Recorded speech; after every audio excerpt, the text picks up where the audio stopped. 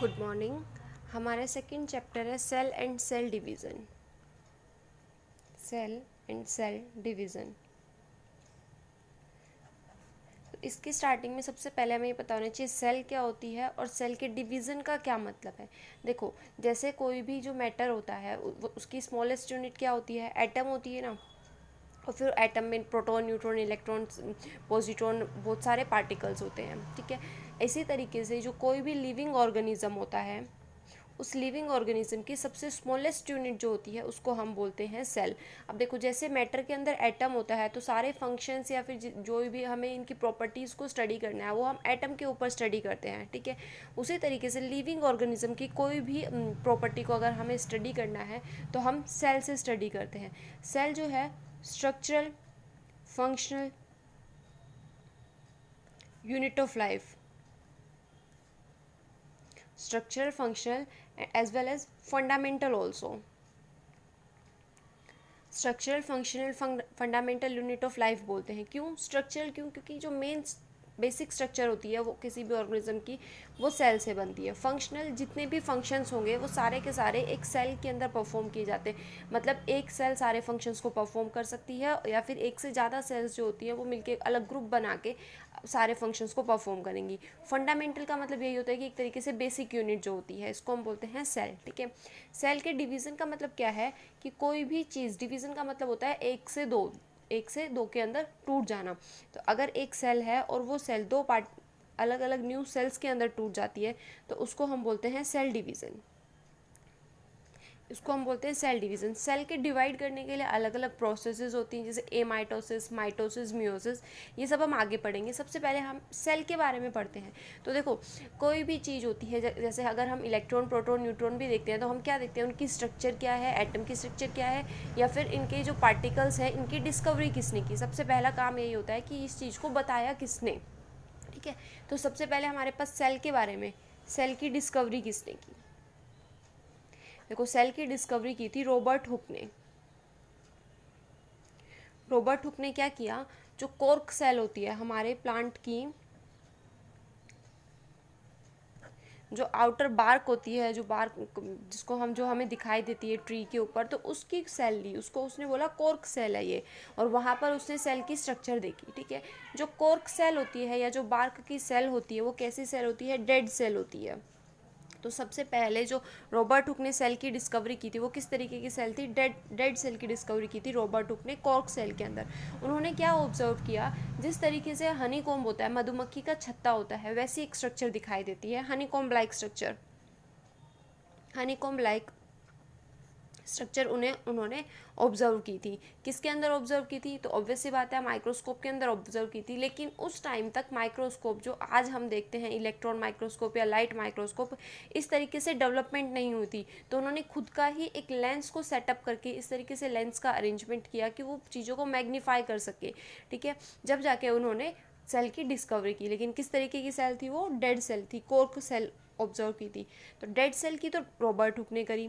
फिर living cell की किसने की, लिविंग सेल की डिस्कवरी की एंटोन वॉन ल्यूवेनहुक ने। एंटोन वॉन ल्यूवेनहुक ने, इन्होंने क्या किया था, लिविंग सेल की डिस्कवरी की थी। डेड सेल की थी रॉबर्ट हुक ने, एंड देन लिविंग सेल की एंटोन वॉन ल्यूवेनहुक ने, ठीक है। तो रॉबर्ट हुक ने जो भी डिस्कवरी की सेल की, उसके बारे में उन्होंने अपनी एक बुक के अंदर पब्लिश किया। उस बुक का नाम था माइक्रोग्राफिया। बुक का नाम क्या था, माइक्रोग्राफिया, ठीक है। अब देखो, सेल्स के बेसिस के ऊपर ऑर्गेनिजम्स को डिवाइड किया गया। पहले तो सेल्स को ही डिवाइड किया दो टाइप में, प्रोकैरियोटिक सेल हो सकती है या फिर यूकैरियोटिक सेल हो सकती है। प्रोकैरियोटिक सेल की कुछ अलग प्रॉपर्टीज़ होंगी, यूकैरियोटिक की अलग होगी, तभी तो इनको दो पार्ट्स के अंदर डिवाइड किया गया है ना। देखो, प्रो का मतलब होता है प्रिमिटिव, और कैरियो जो वर्ड होता है उसका मतलब होता है न्यूक्लियस। तो प्रोकैरियोटिक सेल्स के अंदर प्रिमिटिव टाइप का न्यूक्लियस देखने को मिलता है, जबकि यूकैरियोट, यू का मतलब होता है ट्रू और कैरियो का मतलब अगेन न्यूक्लियस। तो ट्रू टाइप का जो न्यूक्लियस होता है वो हमें यूकैरियोट्स के अंदर देखने को मिलता है। ये तो न्यूक्लियस के बेसिस के ऊपर सेल्स को डिवाइड किया गया। और अगर हम सेल्स के बेसिस के ऊपर ऑर्गेनिजम्स को डिवाइड करें तो वो तीन टाइप के ऑर्गेनिज्म हो जाएंगे। ए सेलुलर, ऐसे ऑर्गेनिजम्स जिनके अंदर सेल नहीं मिलती है। इसका एग्जांपल होता है हमारे पास में वायरस। वायरस क्या होता है, लिविंग और नॉन लिविंग दोनों होता है ना, तो ये ए सेलुलर कैटेगरी के अंदर रखा जाता है, जिसके अंदर कुछ सेल्स प्रेजेंट हैं, सिर्फ सेल्स ही हैं सेलुलर, जैसे कि अमीबा। ठीक है, इस सेलुलर ऑर्गेनिज्म है, लेकिन इस अमीबा के अंदर सिंगल सेल है, तो इसको हम बोलते हैं यूनिसेलुलर। सबसे पहले ए सेलुलर हो गया कि जिसके अंदर सेल्स प्रेजेंट नहीं है, जैसे वायरस हो गया। फिर हमने बोला कि सेल्स नहीं है तो किसी के अंदर सेल्स होंगी, अगर एक होगी तो उसको बोलेंगे यूनिसेलुलर। एग्जाम्पल हो गया अमीबा, पैरामीशियम, प्लाज्मोडियम। ठीक है, अगर बहुत ज़्यादा सेल्स हैं, एक से ज़्यादा सेल्स हैं, तो उसको हम बोलते हैं मल्टी सेलुलर। मल्टी सेलुलर में आप एग्जाम्पल दे सकते हो ह्यूमन बींग्स का। ठीक है, ये हमारे पास सेल्स को डिवाइड किया गया। अब सेल्स की डिस्कवरी के बाद में सेल के लिए कुछ प्रॉपर्टीज़ दी गई, तो हर चीज़ के लिए एक थ्योरी दी जाती है। तो सेल की जो थ्योरी होती है उसको हम बोलते हैं सेल थ्योरी। ठीक है, सेल थ्योरी सबसे पहले किसने दी, शेल्डन एंड शेवान ने। शेल्डन एंड शेवान, इन्होंने सेल थ्योरी दी। इन्होंने क्या बोला कि जितने भी ऑर्गेनिजम्स होते हैं वो बने हुए होते हैं सेल के। All organisms are made up of cells. और ये सेल जो है ये स्ट्रक्चरल एंड फंक्शनल यूनिट है, बेसिक यूनिट है लाइफ की। ठीक है, ये बोला था शेल्डन एंड शेवान ने। फिर इसके बाद में हर चीज़ में कुछ ना कुछ मॉडिफिकेशन होती रहती है, तो सेल थ्योरी के अंदर मॉडिफिकेशन के लिए एक साइंटिस्ट आए, रुडोल्फ वर्चो। रुडोल्फ वर्चो ने क्या बताया कि जो भी सेल्स है ना वो पहले वाली सेल से ही ओरिजिनेट होती है। उसको उन्होंने साइंटिफिक लैंग्वेज में बोला ओमनी सेलुला ई सेलुला। ओमनी का मतलब क्या होता है, ओरिजिनेट होना। ठीक है, और सेलुला ई सेलुला, सेल से ही सेल, पहले वाली सेल से ही कोई दूसरी सेल जो है वो ओरिजिनेट हो रही है। इसको हम बोलते हैं ओमनी सेलुला ई सेलुला, ये साइंटिफिक लैंग्वेज में। और अपनी नॉर्मल लैंग्वेज में क्या बोलेंगे हम, all cells arise from the pre existing cells. All cells arise from the pre existing cells. तो ये हमारे पास में थी सेल थ्योरी, जो किसने दी थी, शेल्डन एंड शेवान ने। फिर इसके अंदर कुछ मॉडिफिकेशन किए थे वर्चो ने। देखो, जिस तरीके से हम केमिकल्स की स्टडी के लिए केमिस्ट्री पढ़ते हैं, ठीक है, लिविंग ऑर्गेनिजम्स की स्टडी के लिए बायोलॉजी पढ़ते हैं, इसी तरीके से बायोलॉजी के अंदर बहुत सारी ब्रांचेस बनाई गई हैं। ठीक है, अगर हम जो लिविंग ऑर्गेनिजम्स हैं उसके मॉलिक्यूल्स की बात करते हैं, उनके मॉलिक्यूल्स के बारे में स्टडी करते हैं, तो बायोलॉजी की उस ब्रांच को हम मॉलिक्यूलर बायोलॉजी बोलते हैं। ठीक है, उसको हम बोलते हैं मॉलिक्यूलर बायोलॉजी। लेकिन अभी हम क्या पढ़ रहे हैं, सिर्फ सेल और सेल के डिवीज़न के बारे में पढ़ रहे हैं, सेल की जो मॉलिक्यूलर लेवल है वहाँ तक नहीं जा रहे हैं। ठीक है, तो यहाँ जो सेल की स्टडी जिस भी ब्रांच के अंदर करते हैं हम, उस ब्रांच को हम बोलते हैं सेल बायोलॉजी। बायो की वो ब्रांच जो सेल की स्टडी के साथ में डील करती है उसको हम बोलते हैं सेल बायोलॉजी। और अगर हम बात करें सिर्फ अगर हम सिंगल सेल की स्टडी कर रहे हैं तो सिंगल सेल की स्टडी को हम बोलते हैं साइटोलॉजी। साइटो का मतलब होता है सेल एंड लॉजी का मतलब स्टडी। ठीक है, अब देखो हमने बताया कि ऑर्गेनिजम्स को सेल के बेसिस के ऊपर दो टाइप के ऑर्गेनिजम्स में डिवाइड किया गया है, या तो हम प्रोकैरियोटिक ऑर्गेनिज्म बोल दें या प्रोकैरियोटिक सेल बोल दें। ऐसे ही या तो इधर यूकैरियोटिक ऑर्गेनिज्म बोल सकते हैं या फिर यूकैरियोटिक सेल्स बोल सकते हैं। तो देखो, प्रोकैरियोटिक एंड यूकैरियोटिक सेल्स के अंदर कुछ डिफरेंसेस होते हैं। एक डिफरेंस हम देख चुके हैं कि यहाँ प्रिमिटिव न्यूक्लियस मिलता है, यहाँ ट्रू न्यूक्लियस मिलता है। अब प्रिमिटिव न्यूक्लियस और ट्रू न्यूक्लियस के अंदर क्या डिफरेंस होता है, देखो, जैसे कोई भी ये सेल है, सेल के बाहर हमेशा कुछ मेम्ब्रेन्स प्रेजेंट होती हैं, जैसे सेल मेम्ब्रेन हो गई है। ठीक है, लिविंग ऑर्गेनिजम्स के अंदर, प्लांट के अंदर अगर हम बात करेंगे तो सेल मेम्ब्रेन के बाहर एक और मेम्ब्रेन मिलती है जिसको हम बोलते हैं सेल वॉल। ठीक है, हम जितने भी प्रोकैरियोटिक ऑर्गेनिजम्स की बात करते हैं, जैसे कि बैक्टीरियाज की बात करते हैं, वहाँ पर सेल वॉल प्रेजेंट होती है। ठीक है, बैक्टीरियाज के अंदर सेल वॉल जो होती है वो प्रेजेंट होती है। देखो, प्रिमिटिव न्यूक्लियस का मतलब क्या है, न्यूक्लियस के अंदर जेनेटिक मटेरियल होता है। न्यूक्लियस के अंदर जेनेटिक मटेरियल होता है, चाहे वो कोई सी भी सेल हो, प्रोकैरियोटिक सेल हो या फिर यूकैरियोटिक सेल हो। यहाँ जो न्यूक्लियस होगा वो इस तरीके से स्प्रेड है, मतलब स्प्रेड भी कैसे है कि एक ही सेंटर के अंदर प्रेजेंट है वो। ठीक है, लेकिन उसके बाहर कोई मेम्ब्रेन नहीं है उसको जो लिमिट कर सके, कोई भी लिमिटिंग मेम्ब्रेन नहीं है। ठीक है, जबकि यूकैरियोटिक सेल्स की अगर हम बात करेंगे तो यहाँ जो न्यूक्लियस होगा वो इस तरीके से होगा, लेकिन इस न्यूक्लियस के बाहर एक मेम्ब्रेन प्रेजेंट होती है, उसको हम बोले न्यूक्लियर मेम्ब्रेन। यानी कि प्रोकैरियोटिक सेल के अंदर न्यूक्लियर मेम्ब्रेन एब्सेंट होती है, जबकि यूकैरियोटिक सेल के अंदर न्यूक्लियर मेम्ब्रेन प्रेजेंट होती है। ठीक है, अगर हम इनके साइज़ की बात करें तो मैंने बोला कि प्रोकैरियोट सेल के अंदर बैक्टीरियाज आते हैं, तो आपको पता है बैक्टीरियाज हमें नेकेड आइज से दिखाई नहीं देते हैं, माइक्रोस्कोप वगैरह के अंदर दिखाई देते हैं। इसका मतलब क्या हुआ कि जो प्रोकैरियोटिक सेल्स होती हैं उनका साइज़ बहुत ही छोटा होता है, 1 to 10 माइक्रोमीटर इनका साइज़ होता है। ठीक है, अगर यूकैरियोटिक सेल की बात करें तो यहाँ पर भी जो सेल्स है वो हमें माइक्रोस्कोप के अंदर ही दिखाई देती हैं, लेकिन इन सेल्स का जो साइज़ होता है वो थोड़ा सा बड़ा होता है, 5 to 100 माइक्रोमीटर इनका साइज़ हो सकता है। ठीक है, अब देखो मैंने बताया कि जेनेटिक मटेरियल प्रेजेंट होता है यहाँ पर। ठीक है, जेनेटिक मटेरियल क्या होता है कि कोई भी ऐसा मटेरियल जो डीएनए के अंदर प्रेजेंट है, जो न्यूक्लियस के अंदर प्रेजेंट है, लेकिन वो कैरेक्टर्स को ट्रांसफ़र करवाता है पेरेंट्स से। जो ऑफस्प्रिंग होते हैं उनके अंदर जितने भी कैरेक्टर्स का ट्रांसफ़र होता है वो इस जेनेटिक मटेरियल की वजह से होता है। ठीक है, और वो जेनेटिक मटेरियल मेनली क्या क्या हो सकता है, डीएनए हो सकता है या फिर आरएनए हो सकता है। ठीक है, डीएनए या आरएनए दोनों के अंदर से कोई सा भी हो सकता है, ये 2 टाइप के न्यूक्लिक एसिड्स होते हैं। यहाँ जो जेनेटिक मटेरियल होता है वो किस तरीके का मिलेगा, हमें सर्कुलर देखने को मिलेगा। प्रोकैरियोटिक सेल के अंदर सर्कुलर टाइप का जेनेटिक मटेरियल देखने को मिलेगा, जबकि यूकैरियोटिक सेल के अंदर हमें लीनियर टाइप का जेनेटिक मटेरियल देखने का मिलेगा। डीएनए आरएनए कैसे होंगे, लीनियर होंगे, और प्रोकैरियोटिक सेल के अंदर किस तरीके से होंगे, वो सर्कुलर फॉर्म के अंदर होंगे। यहाँ जो न्यूक्लियस होता है हमारे पास प्रोकैरियोटिक सेल के अंदर, इस न्यूक्लियस को हम न्यूक्लियोइड बोलते हैं, इसको हम बोलते हैं न्यूक्लियोइड। क्यों, क्योंकि यहाँ पर न्यूक्लियर मेम्ब्रेन एब्सेंट होती है। ठीक है, देखो यहाँ पर ये साइटोप्लाज्म के अंदर फ्री प्रेजेंट हो सकता है, क्यों, क्योंकि कोई लिमिटिंग मेम्ब्रेन नहीं है, जबकि यहाँ लिमिटिंग मेम्ब्रेन है, तो जेनेटिक मटेरियल जो है वो न्यूक्लियस के अंदर ही प्रेजेंट होता है। अब हम बात करें कि एक सेल के अंदर भी बहुत सारी सेल्स प्रेजेंट होती हैं, उन सेल्स को हम बोलते हैं सेल ऑर्गेनेली। सेल के अंदर जो सेल्स प्रेजेंट होती हैं उनको हम क्या बोल देते हैं, सेल ऑर्गेनेली बोल देते हैं। अब हमारी जो प्रोकैरियोटिक सेल होती है ना, उसके अंदर कोई भी इस टाइप की ऑर्गेनेली प्रेजेंट नहीं होती है, जबकि यूकैरियोटिक सेल के अंदर सारी ऑर्गेनेलीज प्रेजेंट होती है।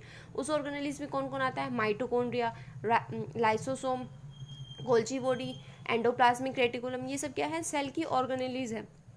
सेल के अंदर जो कंपार्टमेंट्स प्रेजेंट होते हैं उनके नाम हैं। ये अलग अलग कंपार्टमेंट या अलग अलग ऑर्गेनेली अलग अलग फंक्शन को परफॉर्म करती हैं। ठीक है, सिर्फ एक यहाँ पर एक्सेप्शन है, क्या, राइबोसोम का।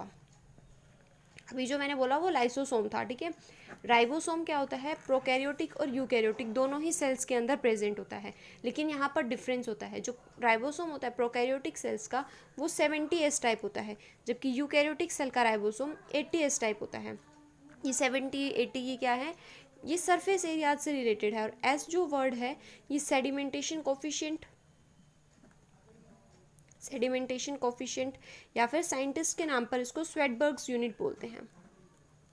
ठीक है, स्वेडबर्ग साइंटिस्ट थे, उन्होंने इसके बारे में बताया था, तो साइंटिस्ट के नाम पर इसको हम स्वेडबर्ग्स यूनिट बोलते हैं। ये जो 70S राइबोसोम होता है जो प्रोकैरियोटिक में प्रेजेंट होता है, उसकी कुछ सब यूनिट्स होती हैं, 50S and 30S। 50S and 30S सब यूनिट्स के अंदर डिवाइड होता है 70S, जबकि 80S जो होगा वो हमारा 60S एंड 40S सब यूनिट के अंदर डिवाइड होता है। जब इनको हम ऐड करते हैं, जैसे 2 यूनिट हैं, ठीक है, ये हम मान के चलते हैं 50S है, ये 30S मान के चलते हैं। जब इनको कंबाइन करेंगे जो कि कंप्लीट राइबोसोम बनाएगा, तो कुछ सरफेस एरिया एक दूसरे के ऊपर ओवरलैप हो जाता है। तो जो ओवरलैप होता है ना, उसको हम काउंट नहीं करते, उसको एक ही बार काउंट करेंगे, डबल बार क्यों काउंट करेंगे। तो ये 50 और 30 मिलके यहाँ 70 बनाते हैं 80 की बजाय, और यहाँ 60 और 40 कितने बनाते हैं, 80S बनाते हैं 100 की बजाय। ये हमारे पास में राइबोसोम के बारे में बात हो गई। अगर हम वैक्यूल्स के बारे में बात करें तो देखो, जो हमारी प्रोकैरियोटिक सेल्स होती है उसके अंदर सैप वैक्यूल्स एब्सेंट होते हैं, जबकि गैस वैक्यूल्स प्रेजेंट होते हैं। सैप वैक्यूल्स और गैप वैक्यूल्स क्या होता है, वैक्यूल्स का मतलब होता है बबल। ठीक है, अगर उस बबल के अंदर गैस भरी हुई है, केमिकल्स नहीं है, तो उसको हम बोलेंगे गैस वैक्यूल, और अगर उस बबल के अंदर केमिकल्स भरे हुए हैं तो उसको हम बोलते हैं सैप वैक्यूल। प्रोकैरियोटिक सेल के अंदर सैप वैक्यूल्स एब्सेंट होते हैं, जबकि गैस वैक्यूल्स प्रेजेंट होते हैं, और जो हमारी यूकैरियोटिक सेल्स होती हैं उसके अंदर सैप वैक्यूल्स भी बहुत ही कॉमन होते हैं। ये था इनके राइबोसोम ऑर्गेनेली के बारे में। अच्छा, डिवीज़न के बारे में कि प्रोकैरियोटिक सेल्स किस तरीके से डिवीज़न करती है या यूकैरियोटिक सेल किस तरह से डिवीज़न करती है। हमारे पास 2 डिवीज़न होते हैं, माइटोसिस एंड मियोसिस। क्या होता है, इनको हम आगे डिटेल में पढ़ेंगे। माइटोसिस जो प्रोकैरियोटिक सेल होती है वो माइटोसिस के थ्रू डिवाइड करती है, जो यूकैरियोटिक सेल्स होती है वो मियोसिस के थ्रू डिवाइड करती है। ये इनके डिवीज़न के लिए होता है। सभी सेल्स की शेप साइज सब अलग अलग होती हैं। देखो जो हमारे जितने भी ऑर्गेनेलीज हैं यूकैरियोटिक सेल के अंदर वो सभी अलग अलग फंक्शंस को परफॉर्म करती हैं, ठीक है।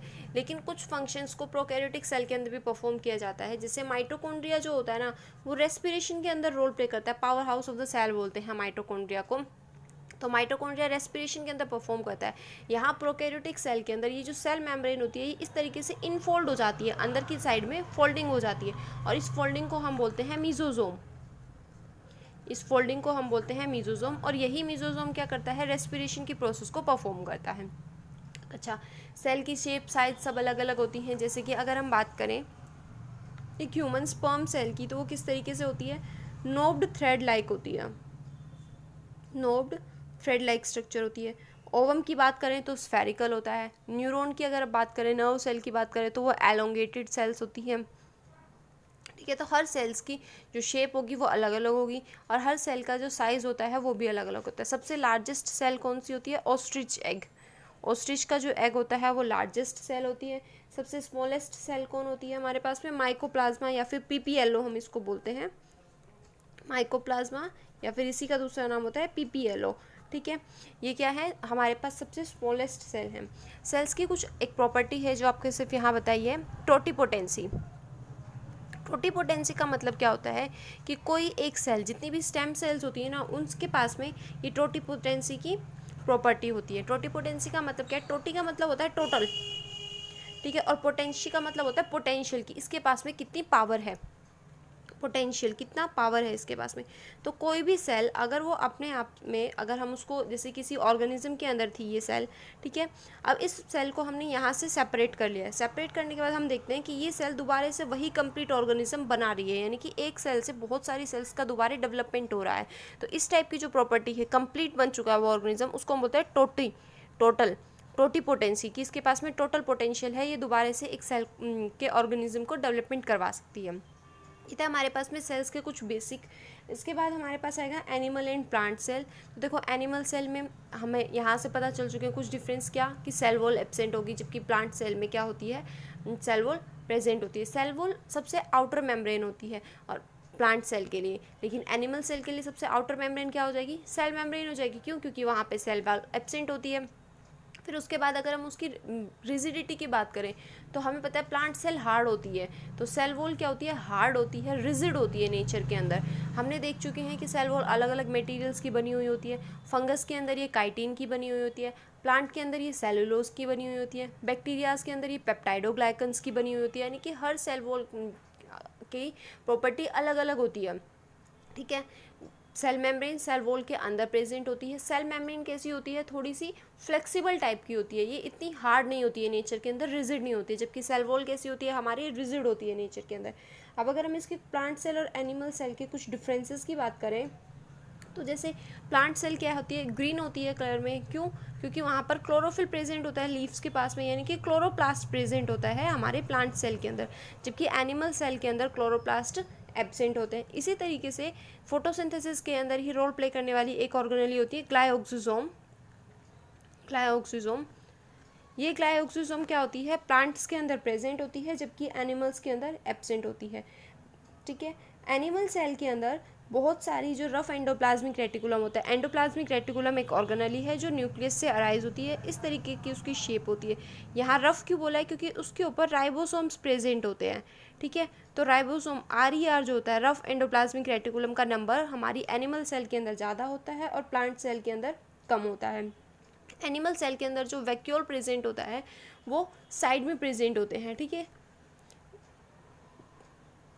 एनिमल सेल के अंदर जो वैक्यूल्स होते हैं वो स्मॉल होते हैं, ठीक है, तो वो एक तरीके से सेपरेटेड रह सकते हैं, स्प्रेड फॉर्म में है। जबकि हमारी जो प्लांट सेल होती है वहाँ पर सिंगल वैक्यूल प्रेजेंट होता है और उस सिंगल वैक्यूल का साइज़ बहुत बड़ा होता है। साइज़ बड़ा होने की वजह से जितने भी और बाकी ऑर्गेनेलीज होंगी प्लांट सेल के अंदर वो पेरिफ्री के ऊपर आ जाती हैं। यहाँ क्या है, ये सारी ऑर्गेनेलीज हैं, जबकि ये क्या प्रेजेंट होता है, यहाँ वैक्यूल प्रेजेंट होता है। अपोजिट हो जाता है प्लांट एनिमल के केस में। एनिमल के केस में बाकी सारी ऑर्गेनेलीज प्रेजेंट होंगी सेंटर के अंदर, ठीक है, जबकि वैक्यूल्स का नंबर साइज स्मॉल होता है और नंबर भी ज़्यादा होता है। ये था हमारे पास में animal cell and plant cell के बारे में। देखो, हर ऑर्गेनिज्म को अपना फूड को स्टोर करके रखना पड़ता है। तो जो प्लांट्स फूड बनाते हैं यानी कि ग्लूकोज की फॉर्मेशन करते हैं फोटोसिंथेसिस की प्रोसेस से, उस ग्लूकोज को वो बाद में स्टोर करते हैं। ठीक है, स्टोर क्यों करें? क्योंकि ताकि अगर नाइट टाइम के अंदर अगर फोटोसिंथेसिस नहीं हो रही है और उन्हें एनर्जी की रिक्वायरमेंट है, तो उस टाइम पर वो उस स्टोर ग्लूकोज को यूज़ करेंगे। स्टोर किस फॉर्म में करते हैं ग्लूकोज को? वो स्टार्च की फॉर्म में ग्लूकोज को स्टोर करते हैं। जबकि एनिमल्स जो होते हैं वो ग्लूकोज को लीवर के अंदर स्टोर करते हैं। वो किस फॉर्म में करते हैं? ग्लाइकोजन की फॉर्म में स्टोर करते हैं।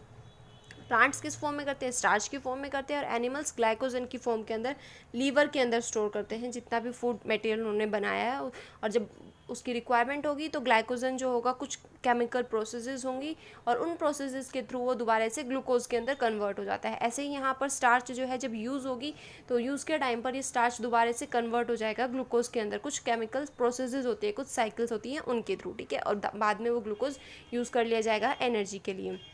नेक्स्ट हम पढ़ेंगे कल से कि जो भी हमारी सेल है उसकी जितनी भी ऑर्गेनेलीज हैं या एक कंप्लीट स्ट्रक्चर जो होती है हमारी सेल की, जैसे हमने बताया कि सेल वॉल प्रेजेंट है, सेल मेम्ब्रेन है, बहुत सारी सेल ऑर्गेनेलीज प्रेजेंट है, तो इनकी क्या क्या स्ट्रक्चर्स हैं और इनके क्या क्या फंक्शंस हैं।